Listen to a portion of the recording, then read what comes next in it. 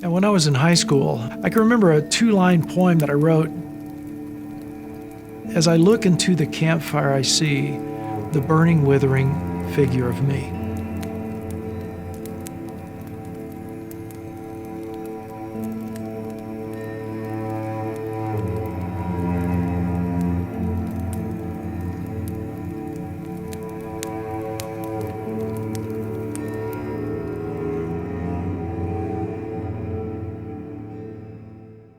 I grew up in a very violent, very tough neighborhood. We moved from San Antonio to inner city Dallas, and it was a violent place. I can tell you, I was not a good guy. I did what it took to survive. I'd been shot at twice. I'd been stabbed once. It was only with a fork, but it really hurt. I'd seen just about everything a human being could possibly see. Not only was it just an idea of survival, but I was really looking for truth at a young age. And I saw this disconnect between the church and the world, my world.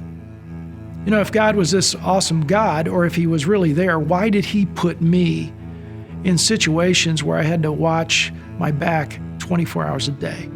Maybe there's not a God. And so in 5th grade, I asked my Sunday school teacher, how do you know there's a God? And I got kicked out of class for being impertinent. I just wanted to know.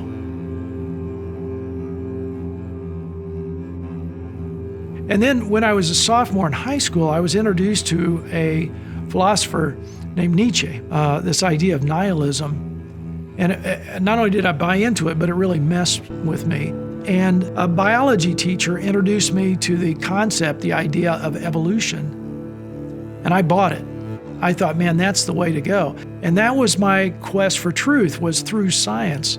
A part of where I was and the disconnect with the church, and I didn't like Christians at all, because I viewed myself as an intellectual, and I viewed most Christians as stupid. So I'd go after them, and I'd go after their faith. I hated Christians, and so I would challenge them in their thinking, and I would use the different philosophers that I'd studied. But the different philosophers that I'd studied started taking me to a darker and darker and darker world. That whole idea of philosophy is you're only worth something if you're needed, and I didn't feel needed.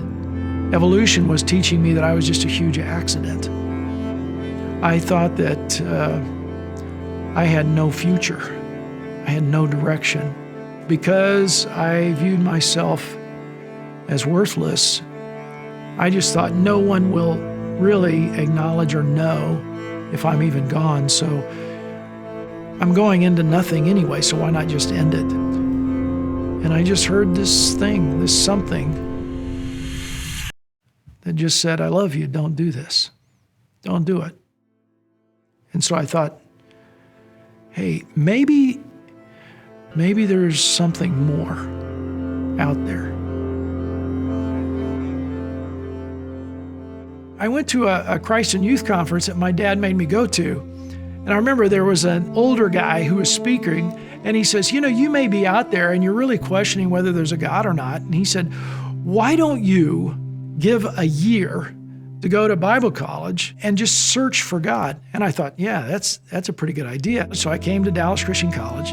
And what I found here was that there were professors that I could ask the hard questions. How do you know there's a God? Why do you believe? Why do you follow?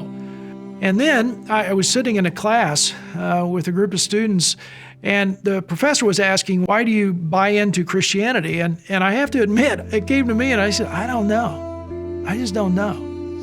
And the guy behind me was a student from India.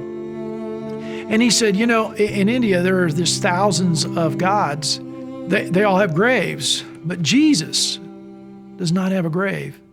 He's risen, and that's why I believe. And so I thought, man, I got to take a look at what he just said.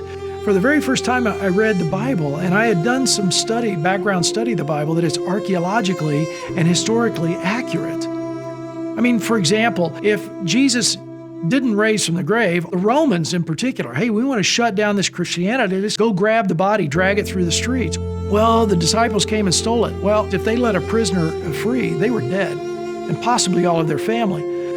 So I'm looking at this and I'm going, wow, the truth is that God is and Jesus lives. And so what does that do to my life? Well, it changed everything, absolutely everything. And so it started transforming who I was and who I am. And so I believe the Bible. I started taking a look at my belief in evolution. Man, I read the Bible, and the Bible says, hey, this world is designed, created by God. And so I thought, God is.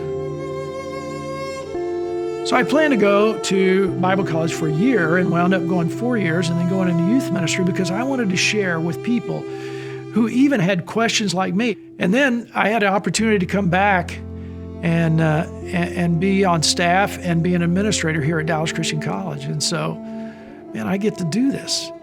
I get to share the fact that God is and Jesus lives. And the resurrection has changed everything. If God is and Jesus lives, then what does that mean for my life? It means everything. And I have worth because God is and Jesus lives.